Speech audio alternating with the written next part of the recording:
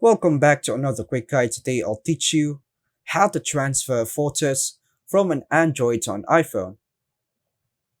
To transfer photos from an Android device to an iPhone using Google Drive, follow these steps.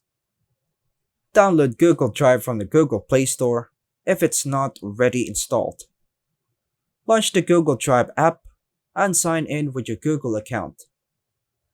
Tap the plus button, usually located at the bottom right corner of the screen. Choose Upload. Choose the photos you want to transfer and tap Upload.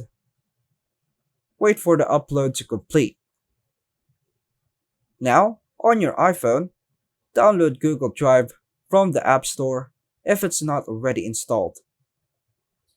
Launch the Google Drive app on your iPhone and sign in with the same Google account used on your Android device. Go to the My Drive section or the folder where you uploaded the photos. Tap on the photo you want to download. Tap the three dots or the More button and choose Download. Repeat the step for each photo you want to save to your iPhone's local storage.